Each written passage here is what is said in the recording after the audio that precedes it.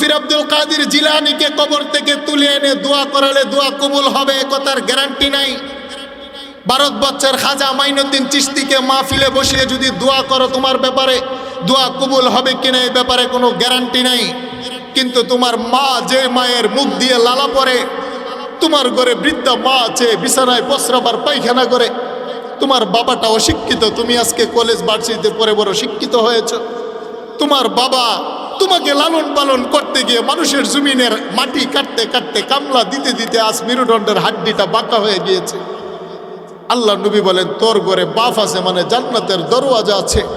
তোমার মা জীর্ণ শীর্ণ অশিক্ষিতা, যদি তুমি তোমার মায়ের পাশে দাঁড়াইয়া বলো যে রব, মায়ের বুকের 32 নালের দুধ খাইয়ে বড় হয়েছে, আমার মায়ের দেহের রক্ত খেয়ে 10 মাস মায়ের পেটে লাথি আর গুঁতা দিয়ে বড় দুনিয়াতে এসেছে। নবী বলেন মার চেহারার দিকে তাকাইয়া তুই এই কথাটা বলতে দিরি, কাবা ঘরে গিয়ে হজ করলে কবুল হয়েছে কিনা গ্যারান্টি নাই। তুই 100 বার মার চেহারা তাকাবি, 100টা কবুল হজের সওয়াব পাবি। সুবহানাল্লাহ বল। সেই জন্য যার ঘরে মা আছে এখনো তোমার জন্য নিঃস্বার্থ দোয়া করার 2টা মাধ্যম আছে। সকালবেলা সূর্য উঠলে যেমনিভাবে দুনিয়ার অন্ধকার দূর হয়ে যায়, সন্ধ্যাবেলা সূর্য ডুবলে যেমনিভাবে গোটা জগৎটা অন্ধকার হয়ে যায়, তদ্রূপভাবে যেই সন্তানের মাথার উপর থেকে মা বাবা নামক ছায়াটা চলে যায় তার জীবনটা অন্ধকার হয়ে যায়। এখনো মা বাবা যার ঘরে আছে 2টা কথা মন খুইলা মায়ের পায়ের কাছে বলা যায়। যেদিন মা বাবা হারিয়ে যাবে দেখবা যে মনের ভিতরের কথাটা সেদিন তুমি আপনজন কাউকে খুঁজে পাবে না। এখনো নিঃস্বার্থভাবে যিনি তোমার জন্য সেজদায় পড়ে কাঁদে তিনি হলেন মা আর বাবা। সন্তান যখন অসুস্থ হয় মায়েরা ডাক্তারের কাছে যায়, যখন ডাক্তারের ওষুধে চিকিৎসা ভালো না হয় তখন কবিরাজের কাছে যায়। কবিরাজের কাছে গিয়ে যখন ভালো না হয় মসজিদের ইমাম সাহেব মাদ্রাসা শিক্ষকের কাছে পানি করে আনতে যায়। তারপরে যখন বাচ্চাটা ভালো হয় না মা তখন বলে মালিক 3 দিন উপাস থাকবো, মান্নত করলাম, 3 দিন রোজা থাকবো, 5 দিন রোজা থাকবো, মান্নত করলাম। দুনিয়ার উজা কবিরাজ ডাক্তার কেউ কাজে হয় না, আমার বাচ্চাটাকে তুমি ফিরিয়ে দিয়ে যাও, প্রয়োজনে আমাকে নিয়ে যাও, আমি মান্নত করলাম। যুবক বন্ধু বলো না পৃথিবীতে মা ছাড়া বাবা ছাড়া আর কে তোমার জন্য মান্যতার উপবাস থাকে? তোমাকে নিঃস্বার্থভাবে যিনি ভালোবাসেন তিনি হলেন তোমার মা। সেই জন্য কোনো যুবকের আচার আচরণের দ্বারা তার মা যদি চোখের পানি দিয়া শাড়ির আঁচল ভিজায় আর বালিশ ভিজায়, কবরে যাওয়ার পরে কবরের মাটি ওই যুবকের উপরে লানত করে, কবরের মাটি বলে নাফরমান তুই এত পাপ করলি, এত বড় 2টা পাপ তুই কেন করলি? কবরের মাটি 2টা পাপ বরদাস্ত করতে পারে না। একটা হলো শিরিক, যারা আল্লাহ ছাড়া পৃথিবীর কারো পায়ে সেজদা দেয়, এই পাপটা কবরের মাটি বরদাস্ত করতে পারে না। আরেকটা হলো যেই যুবক তার আচরণের দ্বারা তার বৃদ্ধ মা বাবার চোখের পানি বের হয়, কবরের মাটি বলে লানত যুবক তোর উপরে, তুই কেন তোমার পাপটা করে আমি কবরের ভিতরে আসলি, কেন মা বাপরে তুই কাঁদাই? আল্লাহ বলেন বান্দা চিনো আমি তোমার কেমন রব? তোমাকে দেখার জন্য আমি আল্লাহ যেমনি ভাবে তোমার দেহের ভিতরে 2টা নয়ন দিলাম, আমার দেওয়া 2টা নয়ন দিয়ে বান্দা যেমনি ভাবে তুমি দেখতে পাও আমি আল্লাহ তোমাকে দিলাম। ওয়ালিসানা ওয়া শাফাতাইন, আল্লাহ বলেন বান্দা তদ্রূপ ভাবে আমি আল্লাহ তোমাকে একটা জবান দিলাম, জবানের উপরে 2টা ঠোঁট দিলাম। আমার আল্লাহ অনেক মানুষ দুনিয়াতে সৃষ্টি করেছেন, চোখ আছে চোখের মধ্যে দৃষ্টি নেই। অনেক মানুষ আমার আল্লাহ এমনও সৃষ্টি করেছেন বাবা তার জবান আছে জবানের ভিতরে বাসা নাই। আল্লাহ বলেন বান্দারে বিরব্বিকাল কারীম, আমি তোমার কেমন দয়াময় আল্লাহ, এত মায়া দয়া করে মানুষ তোমাকে বানাইলাম, এত নিয়ামত দিলাম, তারপরও দৈনিক 5 বার তোমার সাথে মোলাকাত করার জন্য আমি আরশের মালিক অপেক্ষা করি, মুয়াজ্জিনের কণ্ঠে তোমাকে আমি ডাকি রে গোলাম। মা গর্রাক কেন রে তুমি আমাকে পর বানাইলা? তুমি না বলেছিলে আমাকে আপন বানাবে, আমাকে সেজদা দিবে, আমাকে ডাকবে? সেই জন্যই তো আমি মালিক নিঃস্বার্থভাবে তোমাকে ভালোবেসে শ্রেষ্ঠ মাখলুকাত বানাইয়া পৃথিবীর ভিতরে তোমাকে নিয়ে এসে নিয়ামত এত দিলাম। কেন রে আমাকে আজকে পর বানাইয়া আমাকে ডাকার মতো সময় হয় না? গোলাম বলো না তোমাকে তেমনি ভাবে দেখার জন্য 2টা নয়ন আমি আল্লাহ দিলাম, তেমনি ভাবে ডাকার জন্য তোমাকে একটা জবান দিলাম। কেমন করে আমাকে ডাকলে সুন্দর দেখা যায়, জিহ্বার উপরে দুইটা ঠোঁট আমি আল্লাহ নিজেই মিনাইলাম। আল্লাহু আকবার বলেন। বান্দা শোনো, তবে তোমার মা যেদিন তোমাকে জন্ম দিয়েছিল, তোমার হাত ছিল, ধরার ক্ষমতা ছিল না, তোমার পা ছিল, হাঁটার ক্ষমতা ছিল না, তোমার দেমাগ ছিল, চিন্তা গবেষণার ক্ষমতা ছিল না, তোমার দেহ ছিল, দেহের ভিতরে যৌবন ছিল না, তোমার জবান ছিল, তোমার জবানের ভিতরে কোনো ভাষা ছিল না, তোমার জবানের ভিতরে একটাই ভাষা ছিল, কান্না কান্না কান্না। আমার মা যেদিন আমাকে ভূমিষ্ঠ করেছিল বাবা, সেদিন আমিও মাকে ডাকতে পারি নাই। নান্দাইলের মানুষ বলেন না আপনিও ডাকতে পারেন নাই? আপনার ঘরে দাদু ছিল, দাদা ছিল, নানা ছিল, নানু ছিল, ভাই বন্ধু ছিল। মা যেদিন ভূমিষ্ঠ করেছে কুচি জবান ছিল, কিন্তু জবান দিয়ে পৃথিবীর কাউকে ডাকতে পারেন নাই। আল্লাহ বলেন তোমার জবানে একটা ভাষা ছিল, কিন্তু ভাষাটা শব্দমালা ছিল না, কান্না ছিল, কান্না। তুমি সেদিন কান্না ছাড়া মাকেও ডাকতে পারো নাই। তুমি তোমার বাবাকে তো চিনোই নাই, তুমি ডাকবে কিভাবে রে গোলাম? আমি তোমার কেমন রব্বে কারিম আল্লাহ। ধীরে ধীরে ধীরে ধীরে তোমার মায়ের কোলে তোমার জবান থেকে কান্না দূর করে আমি মালিক না, তোমার জবানের ভিতরে শব্দমালা ভাষা শিখাইলাম। সুবহানাল্লাহ বলেন। আল্লাহ বলেন আর রহমান আল্লামাল কুরআন খালাকাল ইনসানা আল্লামাহুল বায়ান। আল্লাহ বলেন তোমার জবানের ভিতরে বয়ান শিখাইলাম, ভাষা শিখাইলাম, শব্দ শিখাইলাম। মা গাররাক, তারপরও কেন তুমি আমাকে ডাকতে পারো না? আমার কাছ থেকে চেহারা ফিরিয়ে নিলে কে তোমাকে বিভ্রান্তি করে দিল? কেন রে আমার সাথে গোলাম? তোমারে তো অভিমান। কেন রে আজকে তুমি আমাকে পর করে দিলে? দুনিয়ার স্বপনকে আপন বানাইয়া আমার দেওয়া জবান দিয়া আম্মাকে আম্মা বলে ডাক দিলে আম্মার কলিজা ঠান্ডা হয়। আজকে আল্লাহর দেওয়া জবান দিয়ে আব্বাকে আব্বা বলে ডাক দিলে আব্বার কলিজা ঠান্ডা হয়। যখন দেখবেন ছোট্ট বাচ্চাটাকে বলমাত্র আম্মা আম্মা জবান দিয়ে ছোট ছোট করে ডাকে।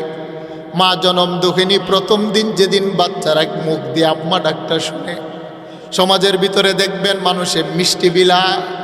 মা জনম দুঃখিনী আপন জনকে ডেকে বলে শোনো না, আমার বাচ্চাটা আজকে আমাকে মা বলে ডেকেছে। আমি মা 2.5 বছর বাচ্চাকে যে পিঠে পুটে কোলে 32 নাল দিয়ে দুধ পান করাইলাম। আমার বাচ্চার প্রসবের বেদনা, বাচ্চার পায়ের লাথি, কলিজার বুটার মধ্যে যে কষ্ট পেয়েছিলাম, আমার ছোট্ট বাচ্চার আম্মা ডাক শোনার পরে শোনো আজকে সব কষ্ট দূর হয়ে গেল। বাবা সারাদিন কাজকর্ম করে, দেহের ভিতরে ক্লান্ত শরীর নিয়ে যখন বাড়ির ভিতরে আসি, ছোট্ট বাচ্চাটা দরজার মধ্যে অপেক্ষা করে আমার বাবা কখন বাজার থেকে আসবে দরজাটা খুইলা। ছোট্ট বাচ্চাটা দরজার মধ্যে দাঁড়াইয়া ছোট্ট শব্দ দিয়া আব্বু আব্বু বলে ডাক দেয়। আল্লাহর কসম করে বলি, আমি আমার বাচ্চার বাবা ডাক শোনার পরে আমার মনটা বড় আনন্দে ভরে যায়। বাচ্চার মা ডাক শোনার পরে মা জনম দক্ষিণীর কলিজা ঠান্ডা হয়ে যায়।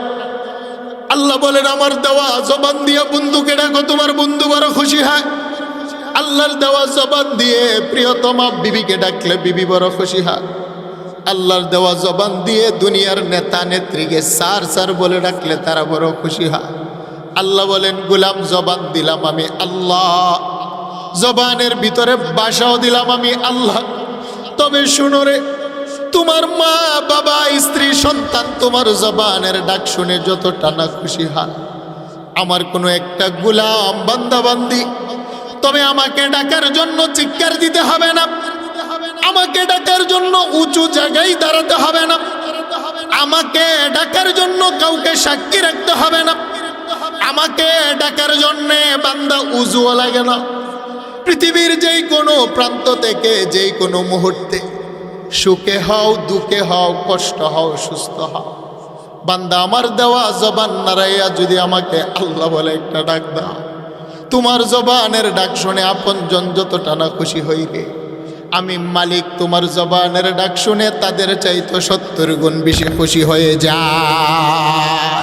সেই জন্য একটু ডাক দেন না আল্লাহ, আর একটু মায়ার সুরে ডাক দেন না আল্লাহ। লা তাখুযুহু সিনাতু ওয়ালা নাওম, আল্লাহ বলেন আমার কোনো তন্দ্রা নাই, আমার কোনো গুম নাই। বান্দা তোমার একটা ডাক শোনার জন্য আমি আল্লাহ অপেক্ষা করি। পৃথিবীর কোনো মানুষকে যদি কেহ একবার ডাক দেয় সে একবারই জবাব দেয়, অনেক সময় জবাবও দেয় না। গভীর রজনীতে বন্ধু বাড়িতে যাবেন, যদি গিয়ে দেখেন আম্মা ঘুমিয়ে আছে, ডাক দিলে অনেক সময় ঘুমের ঘরে মাঠ টের পায় না। বাবাকে গিয়ে যদি দরজার পাশে দাঁড়িয়ে ডাক দেন, গভীর ঘুমে ঘুমিয়ে থাকলে বাবাও অনেক সময় জবাব দিতে পারে না। নেতা নেত্রীর বাড়িতে গিয়ে স্যার স্যার বলে ডাক দিলে অনেক সময় ঘুমিয়ে থাকে, জবাব দেয় না বা দরজা বন্ধ করে দেয়। আল্লাহ বলেন লা তাখুযুহু সিনাতু ওয়ালা নাওম, বান্দা আমি ঘুমাই না, আমার কোনো ঘুম নাই, আমার কোনো তন্দ্রা না। পৃথিবীর যেই কোনো প্রান্ত থেকে রাত্রের গভীরে অতি গভীরে তুমি যদি জবানটা নাড়াইয়া আমি আলসের মালিককে আল্লাহ বলে একটা ডাক দাও রে গোলা, দুনিয়ার মানুষে তোমার অনেক সময় ডাক শুনেও না, জানেও না। ওয়ায়ালামু মা ফিল বাররি ওয়াল বাহরি ওয়া মা তাসকুতু মিন ওয়ারাকাতিন ইল্লা ইয়ালামুহা। প্রশান্ত মহাসাগরের গভীরতা 11 কিলোমিটার। 11 কিলোমিটার গভীর সমুদ্রের তল থেকে ছোট্ট একটা পোকা তার জবান দিয়ে খিদা লাগার পরে তার জবানটা নাড়াইয়া আরশের মালিককে যখন ডাক দেয়, আল্লাহু সামিউম বাসীর, আল্লাহ বলেন গোলাম রে আমি এত বড় শূন্যওয়ালা, 11 কিলোমিটার সমুদ্রের তলদেশের ছোট্ট পোকার আওয়াজটাও আরশ থেকে শুনতে পায়। আল্লাহু আকবার বলেন। আর তুমি আমার আশরাফুল মাখলুকাত মায়ার বান্দা, অতি গভীর রজনীতে যদি জবান দিয়ে আমি মালিককে ডাক দাও রে গোলাম, তুমি এটা ভেবো না যে আমি আল্লাহ তোমার ডাক শুনি না। বান্দা তুমি যদি আমাকে ডাক দিতে দেরি, আমি আল্লাহ তোমার ডাকের জবাব দিতে দেরি করি না। সেই জন্য আরেকটু মায়ার সুরে ডাক দেন না আল্লাহ, আরেকটু মায়ার সুরে ডাক দেন না আল্লাহ। আল্লাহ বলেন গোলাম তারপরও মা গাররাকা বিরাব্বিকাল কারীম, এমন দয়াময় মালিক তুমি চিরনাই, মালিকের কাছ থেকে কেন তুমি দূরে চলে গেলে গোলাম? তুমি না পাপ করতে করতে তুমি আমি আল্লাহকে ভুলে যাও, আমি আল্লাহ কিন্তু গোলাম তোমাকে ভুলি না, তোমার উপরে রাগ আর গুসা হয়ে দরজাও বন্ধ করি না। কারণ আমি আল্লাহ তোমার একটা ডাক আর একটা সেজদার জন্য অপেক্ষা করি রে। পৃথিবীর কোন রাজা মহারাজার ছেলে যদি হারিয়ে যায়, খুঁজতে খুঁজতে খুঁজতে খুঁজতে যদি রাজা তার ছেলেকে ফিরে না পায়, পুরা রাজত্ব দিয়ে হলো তার ছেলের সন্ধান চালাতে আরম্ভ করে। 12 বছর পরে রাজা তার হারানো ছেলে ফিরে পেলে তার রাজত্ব যতটা না খুশি হয়। আল্লাহর কোনো একটা যুবক বান্দা, আল্লাহর একটা গুনাহগার যুবক বান্দি, আমার মালিকের কোনো একটা গুনাহগার, নামাজ নাই, রোজা নাই, হজ নাই, পর্দা নাই, হালাল নাই, হারাম নাই, যৌবনের তাড়নায় বন্ধুদের আড্ডা নাই, শয়তানের প্রবঞ্চনায় পইরা জেনা ব্যভিচার করে দেহটা নাপাক করে ফেলেছে, মিথ্যা কথা বলে জবান নাপাক করে ফেলেছে, টিভি সিনেমা দেখে চোখ নাপাক করে ফেলেছে, ইয়াবা গাঁজা মদ হেরোইন খেয়ে তার দেহটা নাপাক করে ফেলেছে, আল্লাহ থেকে দূরে চলে গিয়েছে। গুনার পাপ করতে করতে করতে করতে আমার মালিকের কাছে এখন আর তার আসতে ভালো লাগে না। পাপের আড্ডাখানায় বসে থাকতে তার বড় মজা লাগে। ভালো কাজগুলো এখন আর তার ভালো লাগে না, কারণ তার কলব নষ্ট। আল্লাহ বলেন তারপরও গোলাম আমি মালিক অপেক্ষা করি রে, তুমি যদি তওবা কইরা কানে টানা খাইয়া ইস্তেগফার কইরা আমার দরবারে ফিরে আইসা চোখের 2 ফোঁটা পানি আমি মালিককে দিতে পারো রে, ওয়াদা করলাম তোর 2 ফোঁটা গভীর রজনের পানি দিয়ে আমি আল্লাহ তোরে মুইসা পয়সা দইয়া পবিত্র করে দে। আমি আল্লাহ বান্দা অপেক্ষা করি রে। একজন রাজা তার সন্তান ফিরে পেলে যতটা না খুশি হয়, আমার একটা গুনাহগার বান্দা ফিরে এসে যদি আমাকে 2 ফোঁটা চোখের পানি দেয়, নবী বলেন আইনুন বাকাত মিন খাশিয়াতিল্লাহ।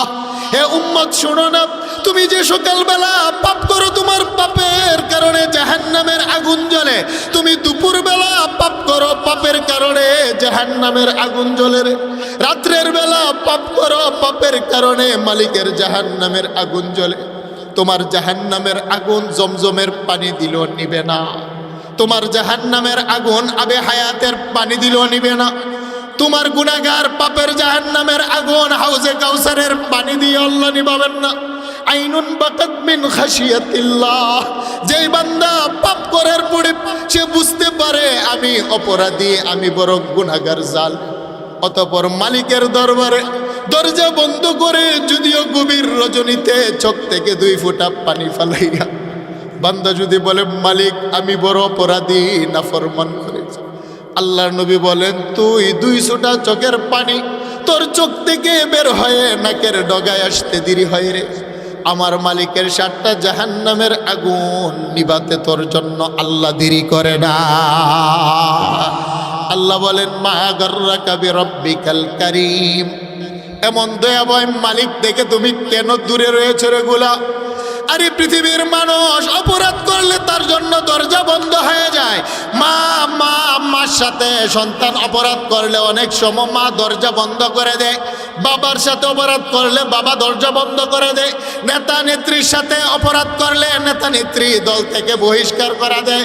আল্লাহ বলেন মা তাড়িয়ে দিলে বাবার কোলে আশ্রয় পাওয়া যায়, বাবা তাড়িয়ে দিলে মায়ের কোলে আশ্রয় পাওয়া যায়, মা বাবা তাড়িয়ে দিলে সমাজের কাছে আশ্রয় পাওয়া যায়, সমাজ তাড়িয়ে দিলে রাষ্ট্রের কাছে আশ্রয় পাওয়া যায়, রাষ্ট্র তাড়িয়ে দিলে ভিন্ন রাষ্ট্র আশ্রয় পাওয়া যায়।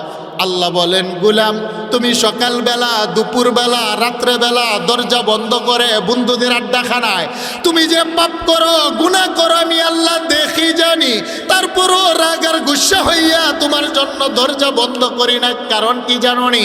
পৃথিবীর মানুষ এক দরজা বন্ধ করে দিলে আরেক দরজায় গিয়ে আশ্রয় পাওয়া যায়। বলো না রে গোলাম, আমি মালিক যদি তোমার জন্য রাগ আর গুসা হইয়া দরজাটা বন্ধ করে দিই, কে তোরে জায়গা দিবে বল? 7টা আকাশের মালিকও আমি আল্লাহ, 7টি জমিনের মালিকও আমি আল্লাহ। সেই জন্য আমি মালিক দরজা বন্ধ করি না রে, বরংস পশ্চিম আকাশে তওবার দরজা খোলা রাইখা আমি মালিক তোমাকে ডাকি। তুমি তো রাত্রের বেলা পাপ করতে করতে করতে করতে ঘুমিয়ে যাও, তোমার কোনো খবর থাকে না। তুমি তো নেশার আড্ডাখানায় পাপের মজলিসে পাপ করতে করতে আমি রবকে ভুলে যাও, কিন্তু আমি রব তো তোরে ভুলি না।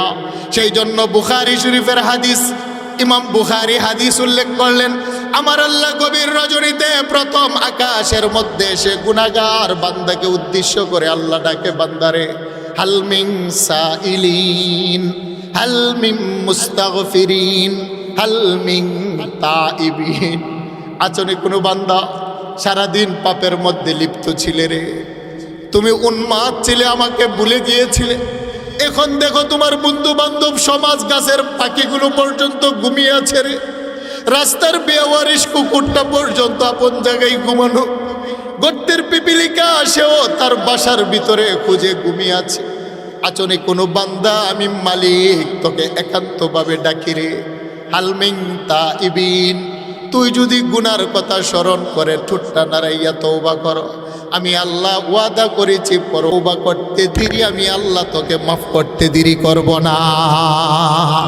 আরেকটু জোরে বলেন আল্লাহু আকবার। সেই জন্য আল্লাহ বলেন বান্দা পৃথিবীর মানুষের দরজা বন্ধ হয়ে যায়, কিন্তু আমি মালিকের দরজা বন্ধ হয় না, বরঞ্চ পশ্চিম আকাশে তওবার দরজা খোলা রেখে তোমার জন্য অপেক্ষা করি রে বান্দা, ফিরে আয়, ফিরে আয়, ফিরে আয়। সেই জন্য আমার আল্লাহ বান্দা ঘুম থেকে উঠার সময়, ফজরের সময় মুয়াজ্জিনের কণ্ঠে বান্দাকে ডাকেন, আসসালাতু খায়রুম মিনান নাওম। হেরে বান্দা ঘুমিয়েছো, ঘুম থেকে আমার নামাজ উত্তম, আমার মোলাকাতে আসো। সারাটা রাত তুমি ঘুমিয়েছিলে, তুমিও আমাকে ডাকতে পারো নাই, আমি মালিকও তোমার সাথে কথা বলতে পারি নাই, দীর্ঘ 5 ঘন্টা তোমার সাথে আমার সম্পর্ক ছিল না রে বান্দা, কথা শুনি না। বান্দা এখন নামাজে দাঁড়াও না, তোমার সাথে আমি আল্লাহ নিজেই কথা বলবো। সুবহানাল্লাহ বলেন, আর একটু জোরে বলেন আল্লাহু আকবার। মুসলিম শরীফের বর্ণনা, কসাতুম সালাতা বাইনি ওয়া বাইনা আবদি নিসফাইন। আল্লাহ রাসূল বলেন নামাজের মাধ্যমে গোলাম আর মনিবের মাঝখানে একটা চুক্তিনামা হয়ে যায়। গোলাম বান্দা সকালবেলা যখন নামাজের মধ্যে দাঁড়াইয়া আল্লাহ আলহামদুলিল্লাহি রাব্বিল আলামিন এতটুক পরে আমার আল্লাহ জবাব দেন হামিদানি আব্দি। বান্দা যখন পরে আর রহমানির রহিম, আল্লাহ জবাব দেন মাজ্জাদানি আব্দি, আসনা আলাইয়া আব্দি। বান্দা যখন পরে মালিক ইয়াউমিদ্দিন, আল্লাহ জবাব দেন মাজ্জাদানি আব্দি। বান্দা যখন পড়ে ইয়াকা না'বুদু ওয়া ইয়াকা নাস্তাঈন, আল্লাহ জবাব দেন হাযা বাইনি ওয়া বাইনা আবদি মা সাআলা হিচ কাজদার মুলকে ও আম্বাজনে পাউলে ওরা লহনে নয়া ওয়াজনে। আল্লাহ কথা বলেন, বান্দাকে ডাক দেন, বান্দা আল্লাহর কথা শুনতে পায় না, কারণ বান্দা কান নাপাক করে ফেলেছে, বান্দা আল্লাহর কথা অনুভব করে না, বান্দার কলব নাপাক করেছে। আল্লাহ কথা বলেন, আল্লাহর কথাই যেহেতু মানুষের মতো আওয়াজ নাই, ভাষা নাই, তাই আমরা শুনতে পাই না। কিন্তু আল্লাহ বলেন গুলাম, ফজরের সময় যখন নামাজের মধ্যে তুমি দাঁড়াও রে, সারা রাত ঘুমিয়েছিলে, আমাকে তুমি ডাকতে পারো নাই, আমি আল্লাহ তোমার সাথে কথা বলতে পারি নাই। আসো না, কর্মব্যস্ত, চাকরি বাকরি, কৃষি কাজে যাওয়ার আগে আমি আল্লাহ তোমার সাথে ফজরে একটু কথা বলি। আরেকটু জোরে বলেন আল্লাহু আকবার। ওই সময় যারা আল্লাহর ডাকে সাড়া দিয়া নামাজের সেজদার মধ্যে পইরা যারা তার জবান নাড়াইয়া সুবহানা রাব্বিয়াল আ'লা ডাক দেন সুবহানা রাব্বিয়াল আ'লা সুবহানা রাব্বিয়াল আ'লা। মালিক ঘোষণা দিলাম তুমি পাক, তুমি পাক, আমার হাত না পাক, আমার জবান না পাক, আমার কলম না পাক, আমার চেহারা না পাক, আমার পা না পাক। আল্লাহ গতকাল ব্যবসা করতে গিয়ে মিথ্যা কথা বলে ফেলেছি, আমার জবান না পাক। যুবক বলে মালিক রাস্তা দিয়ে হাঁটার সময় সুন্দরী নারীর দিকে তাকিয়েছি, আমার চোখ না পাক।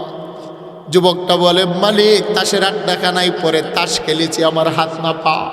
আরেকজন যুবক বলে মালিক জেনাবে বিচার করে ফেলেছি, আমার দেহটা না পাক। চায়ের আড্ডাখানায় শাসটুলে বসে গীবত করেছি, আমার জবান না পাক। তারপরও সেজদার মধ্যে নিজের দামি কপালটা লাগাইয়া সকালবেলা বান্দাবান্দিটা ঘোষণা দেয় সুবহানা রাব্বিয়াল আ'লা। যদিও আমি পাক না পাক, আমার হাত না পাক, কলম না পাক, আল্লাহু আকবার, তুমি বড় আমি ছোট, সুবহানা রাব্বিয়াল আ'লা ঘোষণা দিলাম মালিক তুমি পাক, তুমি পাক, তুমি সুবহান, তুমি পাক। আল্লাহ বলেন বান্দারে, প্রেম আর ভালোবাসতে দুইটা সাইড লাগে। এক তরফ থেকে শুধু ভালোবাসা হলে ভালোবাসার পূর্ণতা হয় না, দুই দিক থেকে যদি ভালোবাসে তাহলে ভালোবাসার পূর্ণতা পায়। তুমি সকালবেলা সুবহান বলে আমাকে ডাক দিলে, দুপুরবেলা সুবহান বলে ডাক দিলে, রাত্রের বেলা সুবহান বলে ডাক দিবে, আসরে মাগরিবে রুকুতে সেজদাতে আমাকে সুবহান সুবহান বলে বারবারে পবিত্র বলে ডাক দিলে। আর তুমি পবিত্র দায়িকা দেহের ভিতরে গুনাহ নিয়ে জাহান্নামে যাবে, সেটা হতে পারে না। আল্লাহ বলেন গোলাম আমাকে ভালোবেসে সুবহান সুবহান ডাকতে ডাকতে তুমি যখন আমাকে এই পবিত্রতার ঘোষণা দাও, আল্লাহ বলেন আমার ঘর মসজিদ থেকে বের হয়ে তোমার বাড়িতে যাওয়ার আগে আমি সুবহানও তোমাকে পবিত্র বানিয়ে নিই। আরেকটু জোরে বলেন আল্লাহু আকবার। তাহলে বলেন না আমাদের জবানের মালিক কে, আমাদের কপালের মালিক কে? একটু জিকির করেন লা ইলাহা।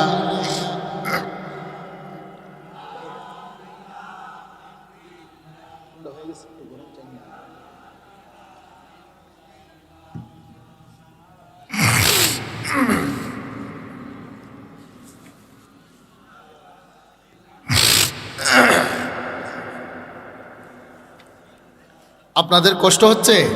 দুইটা হাত উঠান, হাত উঠান, একটু নাড়া দেন। অনেকে ঘুমাচ্ছেন, জানি অনেক রাত হয়ে গেছে। নাড়া দেন, বলেন নারে তাকবীর। আল কোরআনের আলো, আল হাদিসের আলো, হাদিস কোরআন যেখানে, নারে তাকবীর। হাত নামান। বাবা আমি উঠেছি অনেক লেট করে, সেই জন্য 10টা বাজে দেওয়া উচিত ছিল, অসুবিধা নাই। তারপর আপনারা যেহেতু বলছেন কিছু কথা বলবো, আপনারা যাবেন না তো আমাকে ফেলে রেখে? আপনারা বসেন। বিশেষ করে যুবক ভাইয়েরা বলেন আমরা কার গোলাম? তাহলে আমার এই জবানের মালিক কে? আল্লাহ। আল্লাহ পাক এই জবানটাকে পবিত্র রেখেছিলেন মায়ের পেটে। যখন মায়ের পেটে বাচ্চার 4 মাস বয়স হয়, আল্লাহ পাক মায়ের পেটে আমার ছোট্ট দেহের ভিতরে রূহ দিলেন। এখন আমার দেহের ভিতরে জীবন আসছে, আমার খাবারের প্রয়োজন।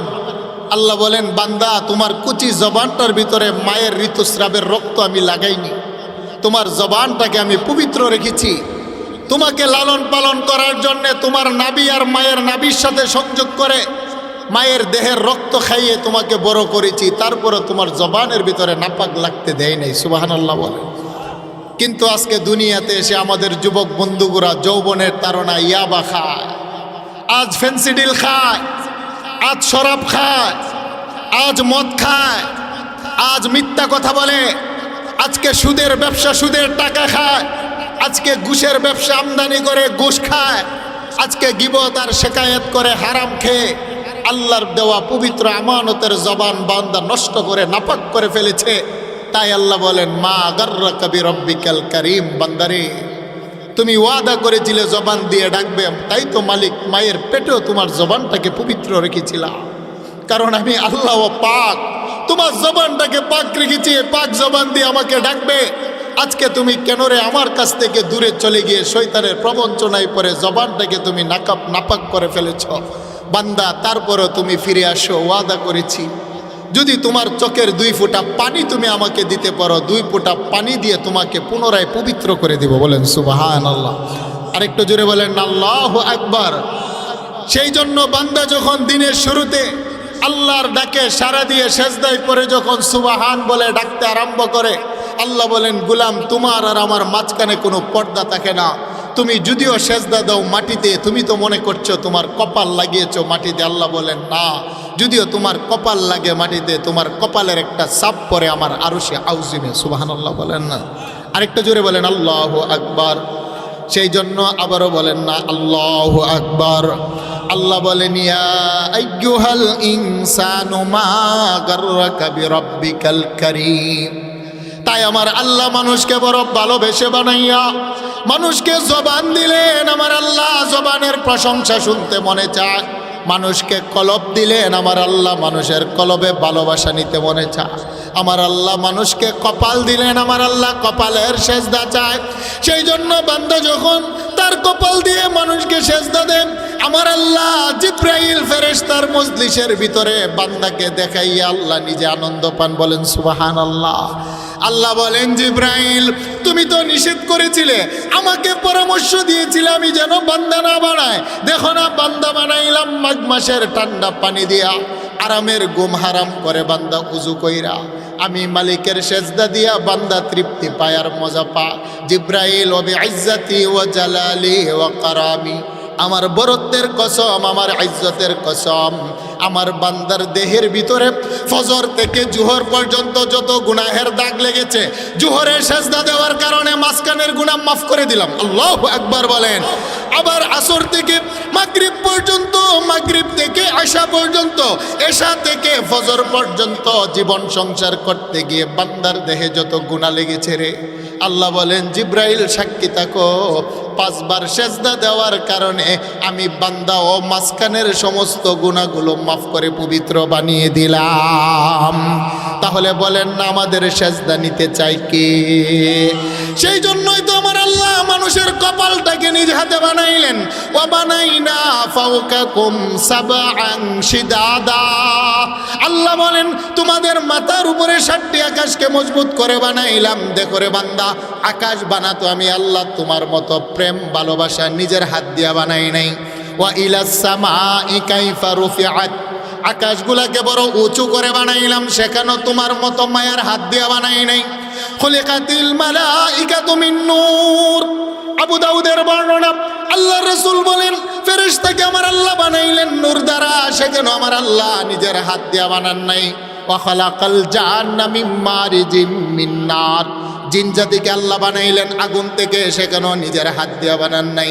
খুলিকাতিল হুরুন আইন মিনাজ জাফরান, আবু দাউদের বর্ণনা, জান্নাতের হুর গালমান আমার আল্লাহ বানাইলেন জাফরান দ্বারা, সেখানেও আমার আল্লাহ নিজের মায়ার হাতরা দিয়া বানান নাই। লৌহ কলম জান্নাত, 8টি জান্নাত বানাইলেন স্বর্ণরূপা দ্বারা। দারুস সালাম, দারুল করার, জান্নাতুল খুল, জান্নাতুল নাঈম, জান্নাতুল আদন, জান্নাতুল মাওয়া, জান্নাতুল ফিরদাউস মিনাজ যাহাবি ওয়াল ফিদ্দা। আল্লাহ বলেন, 8টি জান্নাত বানাইলাম, সেখানে মায়ার হাত দিয়ে বানাই নাই। লৌহ কলম জান্নাত, জাহান্নাম সাগর মহাসাগর, জিন্নাত ফেরেশতা, জান্নাতের হুর গালমা, গোটা জগৎটাকে বানাইলাম শুধু জবানের শব্দ দ্বারা। আল্লাহ বলেন ইন্নামা আমরুহু ইযা আরাদা শাইআন আইয়াকুলা লাহু কুন ফায়াকুন। আল্লাহ বলেন জবানের কুন নামক শব্দ দ্বারা গোটা জগৎ বানাইলাম, হাত দিয়ে বানাই নাই। নবী বলেন খালাকাল্লাহু আদম বিয়াদিহি, একমাত্র মানব জাতির আদি পিতা আদম, তিনাকে বানাইতে আমার আল্লাহ নিজের মায়ার হাত দিয়া ঘষে ঘষে বানাইলেন। সুবহানাল্লাহ বলেন, আরেকটু জোরে বলেন আল্লাহু আকবার। আল্লাহ মানুষ জাতি বানানোর আগে একটা জাতি বানাইলেন, জাতিটার নাম হলো জিন জাতি। জিন জাতি বানানোর আগে আল্লাহ আরেকটা জাতি বানাইলেন, সেই জাতিটার নাম হলো ফেরেশতা জাতি। ফেরেশতা জাতির পরে জিন জাতি বানাইলেন, জিন জাতির পরে মানব জাতি বানাইলেন। আল্লাহ মানুষ বানাবেন, ফেরেশতাদেরকে নিয়ে পরামর্শ সবাই বসলেন। গোটা জগৎ বানাতে আমার আল্লাহ কোনোদিন পরামর্শ করে নাই, একমাত্র মায়ার বান্দা মানুষ বানাবেন, তাই আমার আল্লাহ ফেরেশতাদেরকে নিয়ে জান্নাতের ভিতরে সবাই খা। আল্লাহ বলেন ফেরেশতারা আমি একটা মাটির বান্দা বানাবো। ফেরেশতারা বলে আল্লাহ মানুষ বানাবা না, মানুষ বড় নাফরমান। জিন জাতি যেমনি পারবে নাফরমানি করে, মানুষও নাফরমানি করবে। তোমার নিয়ামত খাবে কিন্তু তোমার গুণ গাবে না, তামার নিমু হারাম। সকালবেলা পাপ করবে, দুপুরবেলা পাপের কথা ভুলে যাবে। দুপুরবেলা ওয়াদা করবে, আবার পুনরায় পাপ করবে। হাতে গুনাহ, পায়ে গুনাহ, জবানে গুনাহ, দরজা বন্ধ করে পাপ করবে। তোমাকে ডরাবে না, ভয় পাবে না, নাফরমানি করবে।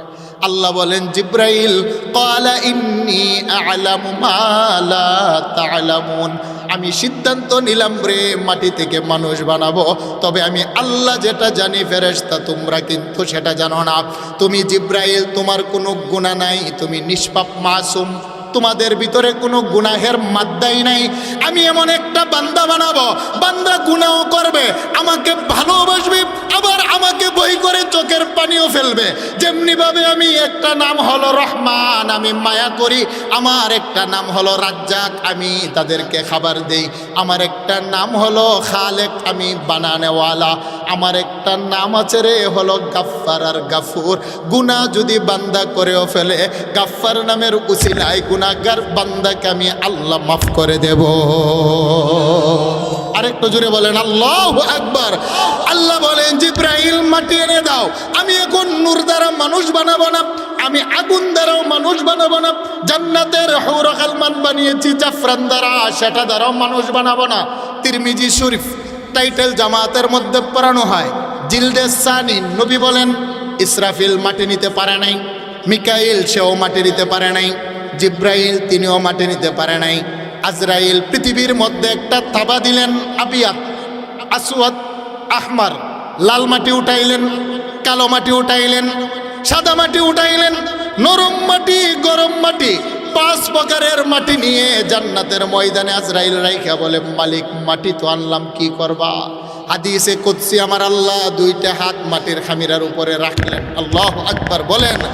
আমার আল্লাহ মাটির খামিরার উপরে 2টা হাত রাখা লাম্মা খালাকাল্লাহু আদম আলা সূরাতিহি ওয়া তুলুহু 60 জিরা। আদমের নাকটা কেমন হবে আমার আল্লাহ টেনে টেনে লম্বা বানাইলেন। সুবহানাল্লাহ বলেন। আদমের পূর্বে যেহেতু আর কোনো মানুষ ছিল না, আদমকে দেখতে কেমন হবে আল্লাহ বলেন আমি নিজে নকশা বানাইলাম। আদমের নাকটাকে টেনে টেনে লম্বা বানাইলাম। ইন্নাস সামআ ওয়াল বাসরা ওয়াল ফুয়াদ, আদমকে 5 ইন্দ্রিয় দিলাম, কর্ণ, চক্ষু, নাসিকা, ত্বক, জবান। আদমের 2টা কান দিয়ে শোনার ক্ষমতা দিলাম, আদমের 2টা নাকের ছিদ্র দিয়ে ঘ্রাণ নেওয়ার ক্ষমতা দিলাম, আদমের 2টা চক্ষু দিয়ে দৃষ্টি ক্ষমতা দিলাম, আদমের জবান দিয়ে স্বাদ গ্রহণের ক্ষমতা দিলাম, আদমের দেহের ভিতরে চামড়া লাগাইয়া বাতাসটা লাগলে ঠান্ডা না গরম বুঝার এহসাস অনুভূতি দিলাম। কে দিলেন? আরেকটু জুড়ে বলেন কে দিলেন? আল ফুয়াদ, আদমের ভিতরে একটা আমি আল্লাহ অন্তর দিলাম বুঝবার বুঝাইবার জন্য। সুবহানাল্লাহ। এবার আমার আল্লাহ বাবা আদমের দেহটাকে 60 গজ লম্বা করে বানাইলেন, 120 হাত। তাফসীর ইবনে কাসিরের মধ্যে লেখে আদমের সিনাটাকে আমার আল্লাহ বানাইলেন বাবা 7 হাত প্রশস্ত। আদমের সিনার ভিতরে আমার আল্লাহ 7 জোড়া পাজরের হাড্ডি দিলেন। আদমের দেহের ভিতরে আমার আল্লাহ 27টা হাড্ডি দিয়া মাথার জোড়া বানাইলেন। আদমের চেহারার ভিতরে 14টা হাড্ডি দিয়ে চেহারার নকশা অঙ্কন করলেন। সবচাইতে বড় হাড্ডিটা দিলেন আদমের পাঁজরের হাড্ডি, সবচাইতে ছোট হাড্ডিটা দিলেন বাবা আদমের কানের হাড্ডি। বাবা আদমের দেহের ভিতরে 37 ট্রিলিয়ন আমার আল্লাহ কোষ দিলেন, 639টা মাংস পিশুলি দিলেন। আদমের দেহের ভিতরে রক্ত দিলেন, রক্তের ভিতরে হিমোগ্লোবিন দিলেন। আদমের দেহের ভিতরে চামড়া দিয়ে আমার আল্লাহ বেষ্টনী দিলেন। আল্লাহ পাক এবার আদমের কপালটাকে নিজে হাতে ঘষে ঘষে বানাইতে লাগলেন। জিব্রাইল বলেন, আল্লাহ আমাকে বানাইলা জবানের শব্দ দ্বারা, মায়ার হাত দিয়া বানাও না। গোটা কুলকাইনাত্রাকে সৃষ্টি করেছ, জবান দিয়া তোমার হাত লাগাও নাই। মাটির কালো লাল বর্ণের মাটি দিয়া আদম বানাইলা, আদম বানাইতে তুমি তোমার মায়ার হাত দিয়া কেন বানাও? আল্লাহ বলেন, জিব্রাইল এই কপাল দিয়ে দৈনিক আমার 5 বার কদমে সেজদা নিব। সুবহানাল্লাহ বলেন। হেরে জিব্রাইল এই কদম দিয়ে, এই কপাল দিয়ে দৈনিক 5 বার সেজদা নিব, তাই যেই কপাল দিয়ে আমাকে সেজদা দিবে সেই কপাল জবানের শব্দ দ্বারা বানাইলে হয় না। যেই কপাল দিয়ে আমাকে সেজদা দিবে সেই কপাল তোমার হাত দিয়ে বানাইলে চলে না। যেই কপাল দিয়ে আমাকে সেজদা দিবে সেই কপাল অন্য কারো হাত দিয়ে বানাইলে চলবে না। তবে শোনো, আমার হাত লাগার কারণে আদমের সেজদার কত দাম জানোনি? আদম যখন সকালবেলা সেজদায় পইরা সুবহান বলে একটা ডাক দিবে, গোটা জগতের সম্পদ যদি এক পাল্লায় রাখা হয়, আর বনি আদম গুনাহগার বান্দা বান্দির 30 সেকেন্ডের একটা সেজদা যদি এক পাল্লায় রাখা হয়, গোটা জগতের সম্পদের চাইতে আদমের সেজদার দাম আমার দরবারে বেশি দামি। আল্লাহ বলেন, শুধু তাই নয় জিব্রাইল, তোমার কপালে কোনো গুনাহ নাই, নিষ্পাপ মাসুম ফেরেশতা, তোমাদের 30,000 বছরের সেজদা যদি এক পাল্লায় রাখা হয়, আমার গুনাহগার বান্দা বান্দি যাদের হাতে গুনাহ, পায়ে গুনাহ, জবানে গুনাহ, কলবে গুনাহ রে, জীবন সংসার করতে গিয়ে যাদের অঙ্গ প্রত্যঙ্গের ভিতরে গুনাহের দাগ লেগেছে, তারপরেও আমি মালিকের নামাজটা কাজা করে না, আমাকে সেজদা দিয়া সুবহান রাব্বিয়াল আলা আমার পবিত্রতা বর্ণনা করে 30 সেকেন্ড সময়, তোমার 30,000 বছরের সেজদা যদি এক পাল্লায় মাপা হয়, আমার গুনাহগার বান্দা বান্দির 30 সেকেন্ডের একটা সেজদা যদি মাপা হয়, আল্লাহ বলেন, মায়ার বান্দারে আমি যে বানাইলাম ভালোবাসা, আমার মায়ার বান্দার 30 সেকেন্ডের সেজদার দাম আমার দরবারে তোমার চাইতে কোটি কোটি গুণ বেশি দামি। আরেকটু জোরে বলেন না আল্লাহু আকবার। কেনই বা দামি হবে না? গভীর মনোযোগ। গোটা জগতের সৌন্দর্য দিয়ে আল্লাহ পাক একজন নবীকে বানিয়েছিলেন, তিনার নাম হলো ইউসুফ পয়গম্বর। বলেন তিনার নাম কি? আরেকটু জোরে বলেন তিনার নাম কি? গোটা জগতের সৌন্দর্যকে যদি এক পাল্লায় করা হয়, সাইয়েদানা ইউসুফ সিদ্দিকুল্লাহ তিনার সৌন্দর্য যদি এক পাল্লায় করা হয়, ইউসুফ আলাইহিস সালাতু ওয়াস সালামের সৌন্দর্য বাবা সবচেয়ে বেশি হবে। ঘটনা, ইউসুফ পয়গম্বরকে তিনার 10 ভাইয়েরা মিলে কানানের পরিত্যক্ত কূপের মধ্যে ফেলে দিয়েছিলেন। পথিকের একজন বণিকের দল ইউসুফ পয়গম্বরকে পেয়ে মিশরের বাজারে বিক্রি করেছিলেন। আজিজে মিশরের স্ত্রী বিবি জুলাইখা ইউসুফ পয়গম্বরকে কিনে নিয়ে তিনার রাজপ্রাসাদের মধ্যে লালিত পালিত করলেন। ইউসুফ পয়গম্বর যখন টকবকে যুবক হল, বিবি জুলাইখা ইউসুফ পয়গম্বরের প্রতি আসক্ত হয়ে গেলেন। ইউসুফ পয়গম্বরকে বিবি জুলাইখা 1টি নয় 2টি নয় 7টি কামরার ভিতরে নিয়ে বাহির দিয়া দরজা বন্ধ করে দিলেন। বিবি জুলাইখা আবার ইউসুফ পয়গম্বরকে প্রেম নিবেদন করলেন। ইউসুফ পয়গম্বর আল্লাহর নবী, তিনি বললেন, না না, আমি আমার মালিক আল্লাহকে বই করি, সম্ভব না। ইউসুফ পয়গম্বর যখন দরজার দিকে দৌড় দিলেন, বিবি জুলাইখা পিছন ধরে কাপড়ে টান দিলেন।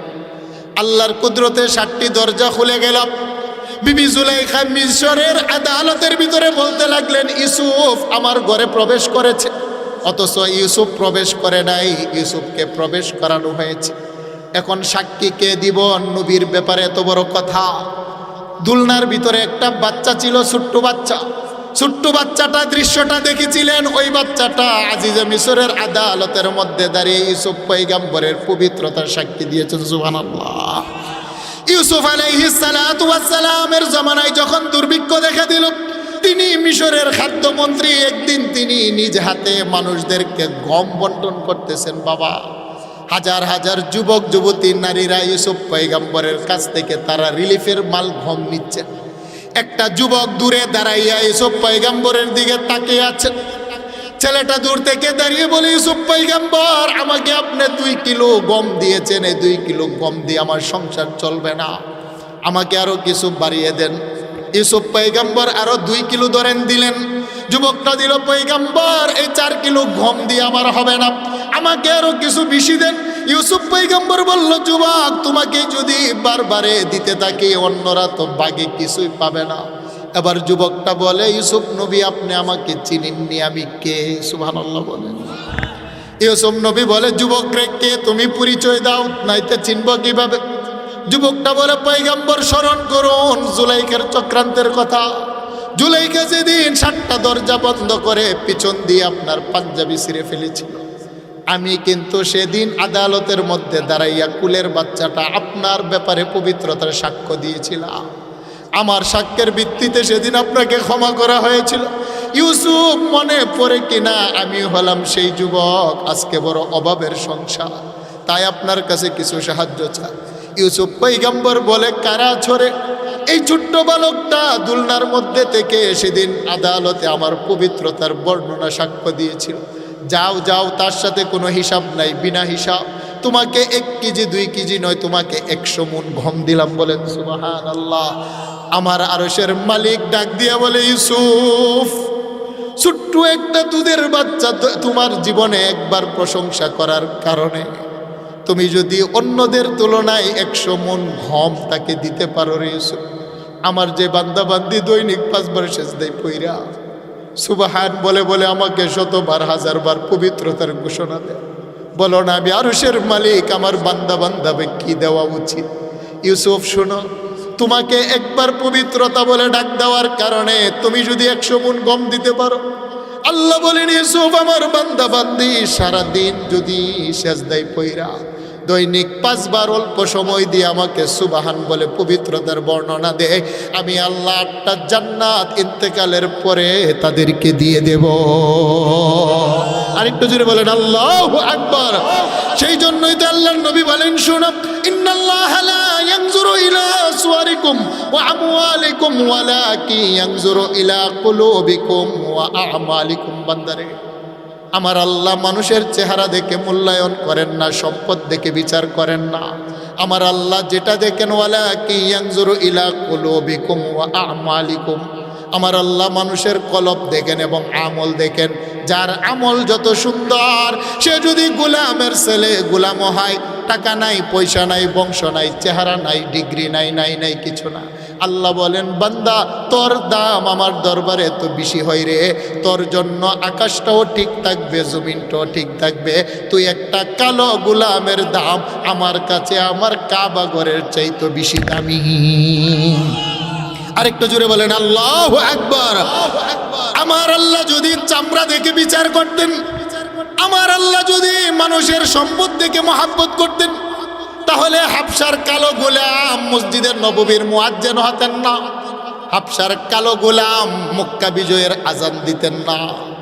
বাবারা শুনেন না, আপনাদেরকে বলি, আসবাবুন নুজুলের ভিতরে আল্লামা জালালউদ্দিন সৈয়ুতি তিনি শানে নুজুল উল্লেখ করতে গিয়ে লিখেছেন, যেদিন মক্কা বিজয় হয়ে গেল, আমার নবীজি মক্কা বিজয়ের পতাকা নিয়ে মক্কার চত্বরে প্রবেশ করলেন, আনন্দ উল্লাস। আমার নবী 2 নয়নে কাকে জানে খুঁজতে লাগলেন। আমার নবী বেলালকে না দেখা তিনি আবার ডাক দিলেন, আইনা বেলাল, কোথায় রে আমার কালো বেলাল? সাইয়েদানা বেলাল অনেকটা পিছনে দাঁড়িয়েছিলেন। তিনি বলেন, লাব্বাইকা ইয়া রাসূলুল্লাহ, নবীজি আমি আপনার দরবারে উপস্থিত। নবী, আপনি কেন গো আমাকে ডাকলেন? নবী বলেন, বেলাল রে, আজকে কোনো আজান হবে নামাজের জন্য নয়, আজকে আজানটা হবে মক্কা বিজয়ের আজান। তবে মক্কা বিজয়ের আজানটা আমি রহমতের নবী তুমি কালো বেলালের কণ্ঠে আজকে শুনতে চাই। বেলাল বলে, ইয়া রাসূলুল্লাহ, আজানটা কোথায় দিব? আমার নবী বলেন, বেলাল, কাবার মালিক আমাদেরকে বিজয় দান করেছেন, কাবার ছাদের উপরে দাঁড়াও, কাবার ছাদের উপরে দাঁড়াইয়া আজান দাও, এটা হলো মক্কা বিজয়ের আজান। সাইয়েদানা বেলাল একটা দূর দিয়ে কাবা ঘরের ছাদের উপরে দাঁড়াইলেন। এখন তিনি আজানের প্রস্তুতি নিলেন। চতুর্দিক থেকে মক্কার কাফেরেরা বলতে লাগলো, কেন কেন কেন? বেলালের চামড়া কালো, টুটমুটা, নাকমুটা, গোলামের ছেলে গোলাম। যেই বেলালের বাড়িটা বাবা মক্কা মদিনাতে ছিল না, মক্কাতে মা নাই, বাবা নাই, বংশ নাই, হাফসাতে তিনার বাড়ি। উমাইয়া নামক কাফেরের ঘরে তিনি গুলাম ছিলেন। আবু বকর সিদ্দিক ইয়ামিনী চাদর দিয়ে তিনাকে খরিদ করে নবীর দরবারে আজাদ করলেন। মক্কার কাফেরেরা বলল, মুহাম্মদ কেন মক্কা বিজয়ের আজান একটা গোলামের ছেলে কণ্ঠে আমাদেরকে শোনাবেন? মক্কাতে তো আরো দন্নাট্য বাবার সুন্দর চেহারাওয়ালা যুবক আছে, তারাই তো এলানটা দিলে হয়। এই কথাটা যখন বেলালের কানে গেল, বেলাল আর আজান দেন না। কাবা ঘরের ছাদের উপরে দাঁড়াইয়া বেলালের চোখ থেকে পানি পড়ে। আমার নবী বেলালের চেহারার দিকে তাকাইয়া নবী একটু মনক্ষুণ্ণ হইলেন।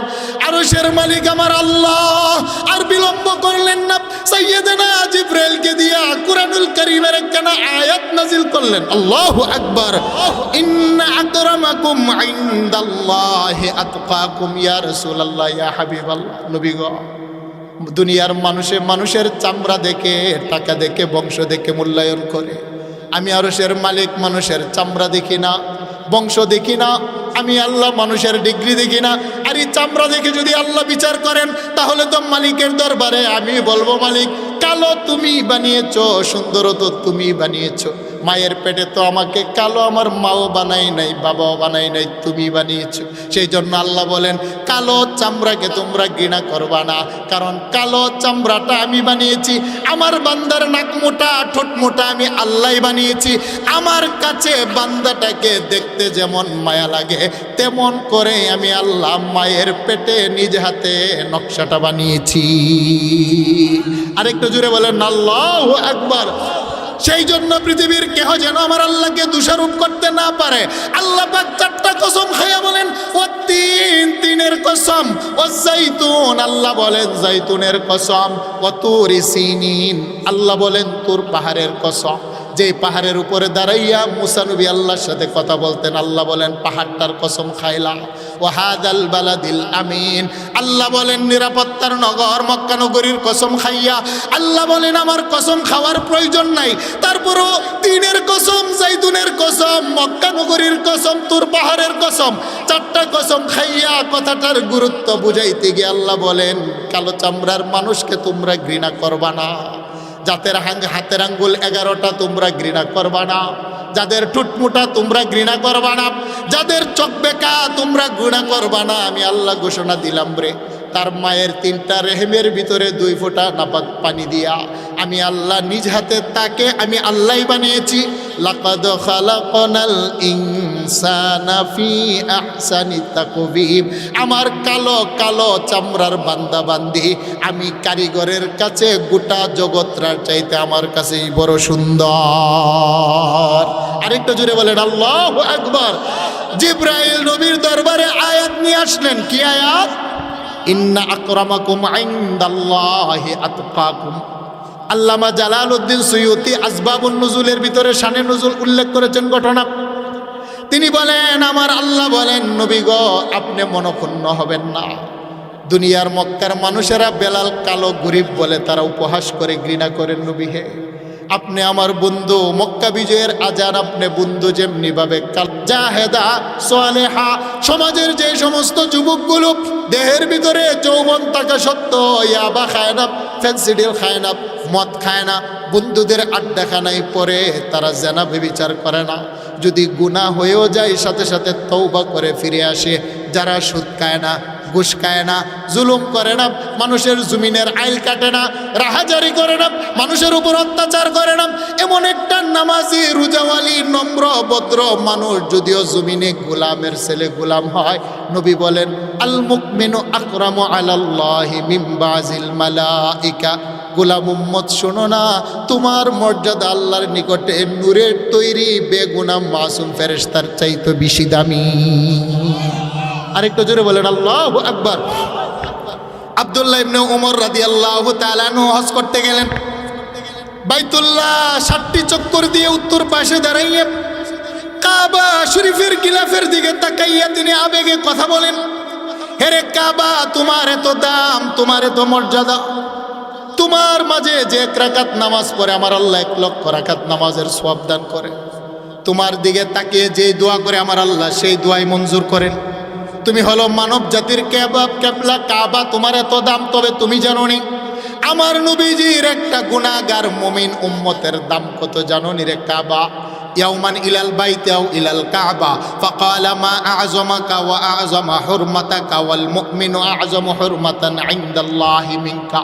তিনি বলেন কাবা তোমার তো দাম এত মর্যাদা, কিন্তু একজন আল্লাহওয়ালার দাম তুমি কাবার চাইতো আল্লাহর দরবারে কোটি কোটি গুণ দামি। আরেকটু জোরে বলেন আল্লাহু আকবার। তাহলে বলেন নামাজওয়ালা নামাজওয়ালির দাম আছে না নাই? পর্দাওয়ালা পর্দাওয়ালির দাম আছে না নাই?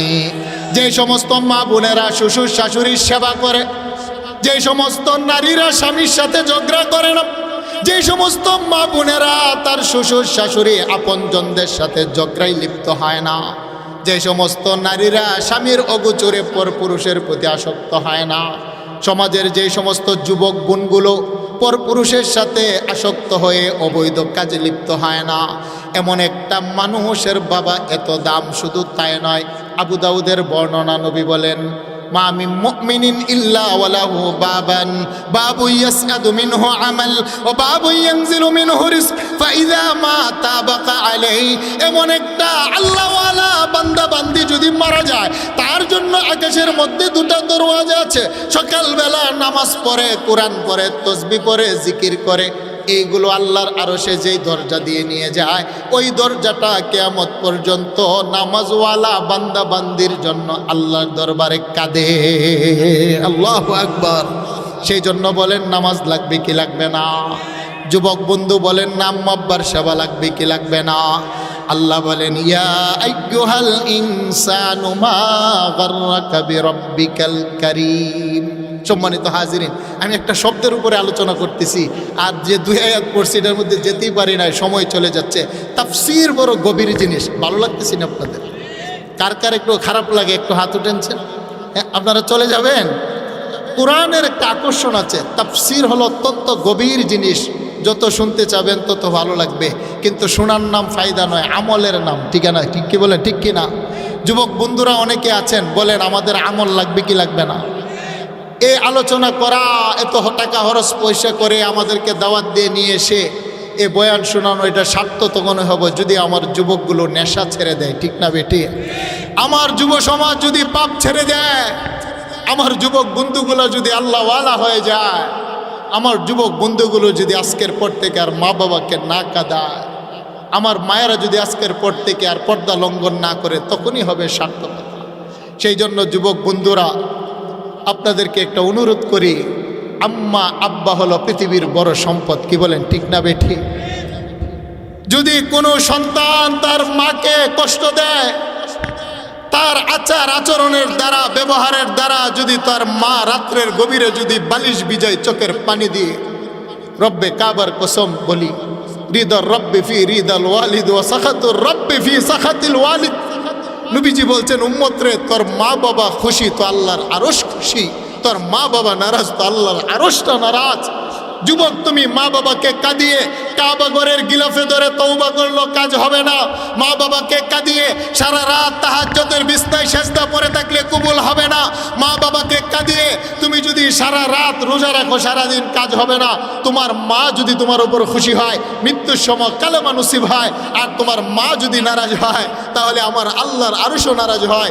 সেই জন্য নবী বলছেন, যার ঘরে মা আছে তার ঘরে কাবা আছে, তার ঘরে জান্নাত আছে। সুবহানাল্লাহ বলেন না? পৃথিবীর কোন মক্কা মদিনার ইমামের চেহারা দেখলে হজের সওয়াব হবে, হাদিসে নাই। বরফির আব্দুল কাদের জিলানীকে কবর থেকে তুলে এনে দোয়া করালে দোয়া কবুল হবে, কথার গ্যারান্টি নাই। ভারত বর্ষের খাজা মাইনুদ্দিন চিশতিকে মাহফিলে বসিয়ে যদি দোয়া করো, তোমার ব্যাপারে দোয়া কবুল হবে কিনা এই ব্যাপারে কোনো গ্যারান্টি নাই। কিন্তু তোমার মা, যে মায়ের মুখ দিয়ে লালা পড়ে, তোমার ঘরে বৃদ্ধা মা আছে, বিছানায় প্রস্রাব পায়খানা করে, তোমার বাবাটা অশিক্ষিত, তুমি আজকে কলেজ ভার্সিটিতে পড়ে বড় শিক্ষিত হয়েছ। তোমার বাবা তোমাকে লালন পালন করতে গিয়ে মানুষের জমিনের মাটি কাটতে কাটতে, কামলা দিতে দিতে আজ মেরুদণ্ডের হাড্ডিটা বাঁকা হয়ে গিয়েছে। আল্লাহ নবী বলেন, তোর ঘরে বাপ আছে মানে জান্নাতের দরওয়াজা আছে। তোমার মা জীর্ণ শীর্ণ অশিক্ষিতা, যদি তুমি তোমার মায়ের পাশে দাঁড়াইয়া বলো যে রব, মায়ের বুকের 32 নালের দুধ খাইয়ে বড় হয়েছে, আমার মায়ের দেহের রক্ত খেয়ে 10 মাস মায়ের পেটে লাথি আর গুঁতা দিয়ে দুনিয়াতে এসেছি। নবী বলেন, মার চেহারার দিকে তাকাইয়া তুই এই কথাটা বলতে দিরি, কাবা ঘরে গিয়ে হজ করলে কবুল হয়েছে কিনা গ্যারান্টি নাই। তুই 100 বার মার চেহারা তাকাবি, 100টা কবুল হজের সওয়াব পাবি। সুবহানাল্লাহ বল। সেই জন্য যার ঘরে মা আছে, এখনো তোমার জন্য নিঃস্বার্থ দোয়া করার 2টা মাধ্যম আছে। সকালবেলা সূর্য উঠলে যেমনিভাবে দুনিয়ার অন্ধকার দূর হয়ে যায়, সন্ধ্যাবেলা সূর্য ডুবলে যেমনিভাবে গোটা জগৎটা অন্ধকার হয়ে যায়, তদ্রূপভাবে যেই সন্তানের মাথার উপর থেকে মা বাবা নামক ছায়াটা চলে যায়, তার জীবনটা অন্ধকার হয়ে যায়। এখনো মা বাবা যার ঘরে আছে, 2টা কথা মন খুইলা মায়ের পায়ের কাছে বলা যায়। যেদিন মা বাবা হারিয়ে যাবে, দেখবা যে মনের ভিতরের কথাটা সেদিন তুমি আপনজন কাউকে খুঁজে পাবে না। এখনো নিঃস্বার্থভাবে যিনি তোমার জন্য সেজদায় পড়ে কাঁদে, তিনি হলেন মা আর বাবা। সন্তান যখন অসুস্থ হয়, মায়েরা ডাক্তারের কাছে যায়।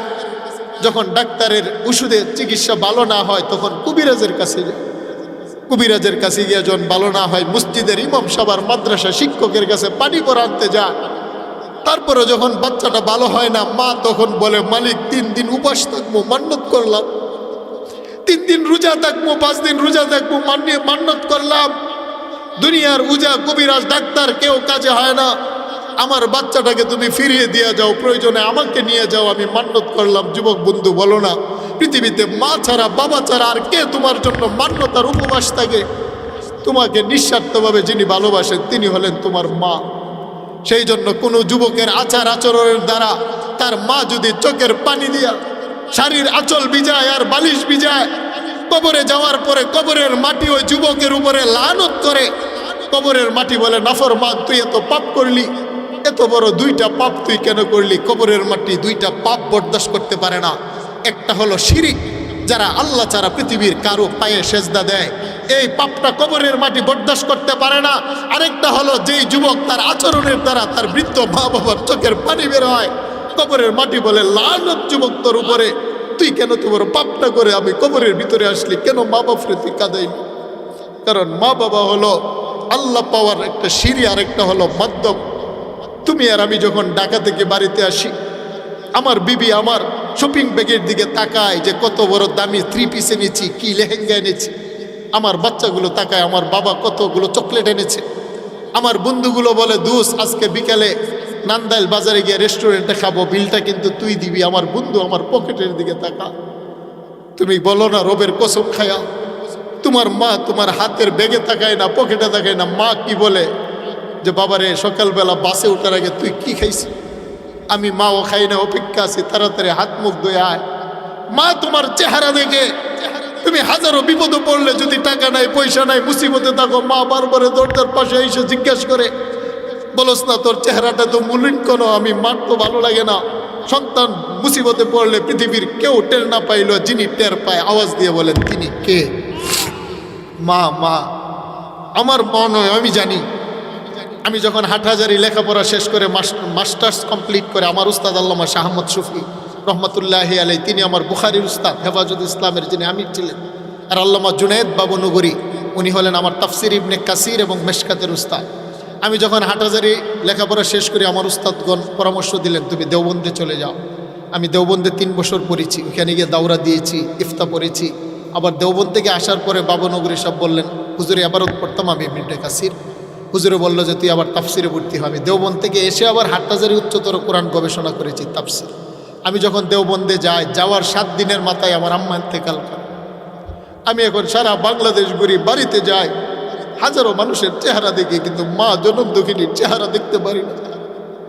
গত বছর আপনাদের নান্দাইল যে ব্রিজ আছে, ব্রিজের ডান পাশে আমার মাহফিল ছিল। ফেব্রুয়ারির 12 তারিখ রাত 10টায় স্টেজে উঠেছি। আমার আব্বা 9:30 ইন্তেকাল করেছে। বাড়িতে কেউ আমাকে বলে নাই।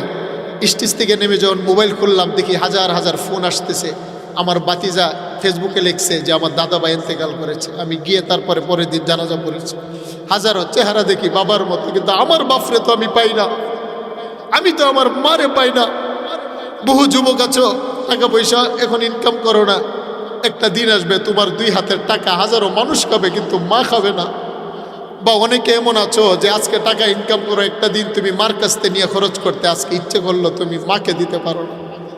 যদি এমন কারো হয়ে থাকে যে হুজুর আমি তো মা বাবার জীবদ্দশায় অপরাধ করে ফেলেছি, এখন বুঝে আসতেছে আমি তো নাফরমান করেছি, করবোটা কি, মাপ চাওয়ার তো জায়গা নাই। যাদের মা বাবা জীবিত আছে যুবক বন্ধু তোমাকে বলি, পৃথিবীর কোনো মার হৃদয় এত বড় পাষাণ হয় নাই। মা বাবার রাত্রের গভীরে পায়ে দইরা চোখের 2 ফোঁটা গরম পানি ফেলবা, দেখবা তোমার মা যদি 12 বছরের রাগ আর গুসা হয়, সন্তানের চোখের পানি দেখলে মা বরদাস্ত করতে পারে না, জীবিত মা তোমাকে মাফ করে দিবে। আর তুমি যদি অপরাধ করেই থাকো, নবী বলছেন মান যারা কবর আবাওয়াইহি লিকুল্লি জুমআতিন গুফিরা লাহু ওয়া কুতিবা বাররা। যদি কেহ তোমার মা বাবার সাথে অপরাধ করে থাকো, জুমার দিনে মা বাবার কবর জিয়ারতে যাও, আম্মা আব্বার কবর জিয়ারতে গিয়ে মা বাবার জন্য তওবা ইস্তেগফার দোয়া করো, তাহলে তুমি যে অপরাধ করেছিলে আল্লাহ তোমার পিছনের গুনাহ মাফ করে দিবেন। আর নাফরমানির দফতর থেকে নাম কেটে নেককার সন্তানের দফতরে তোমার নামটা আল্লাহ উঠিয়ে দিবেন। বলেন সুবহানাল্লাহ। সেই জন্য বলেন মা বাবার খেদমত করার দরকার আছে না নাই? তাহলে যার ঘরে মা আছে তার ঘরে জান্নাত, যার ঘরে মেয়ে আছে তার ঘরে আছে রহমত, যার ঘরে স্ত্রী আছে তার ঘরে আছে নিয়ামত। সুবহানাল্লাহ বলেন। সাবধান, স্ত্রীদের গায়ে হাত দিবেন না, নারীদের গায়ে হাত দিবেন না। তারা যদি বেপর্দা চলে, বেনামাজি হয়, বুঝাবেন, সমঝাবেন, শাসন করবেন, ধমক দিবেন, কিন্তু স্ত্রীদের গায়ে হাত উঠাবেন না। অনেক জালেম জামাই আছে, কিছু হইলে স্ত্রীদেরকে পিটিয়ে মারে, কি বলেন, আছে কি না? এগুলো করবেন না। প্রেম দিয়ে, ভালোবাসা দিয়ে, এরা এমনি বাঁকা, বেশি টাইট করলে ভেঙে যাবে, ছেড়ে দিলে সোজা হয়ে দৌড়াবে রাস্তায়। তাদেরকে আদর সোহাগ দিয়ে তাদেরকে নামাজওয়ালা, পর্দাওয়ালি বানাবেন। মেয়ে যাদের আছে মক্তবে পাঠাবেন, মাদ্রাসায় পাঠাবেন, নিজের মেয়েদেরকে দিন, তালিম, তরবিয়ত শিক্ষা দিবেন। যেই বাবা প্রথম জন্ম নেওয়া 2টা কন্যা সন্তানকে দিন ইসলাম শিখিয়ে, তালিম শিখিয়ে, পর্দা শিখিয়ে উপযুক্ত ছেলের হাতে বিবাহ দিবে, হাসরের ময়দানে তার 2টা মেয়ে তার নাজাতের জন্য ওসিলা বনে যাবে। সুবহানাল্লাহ।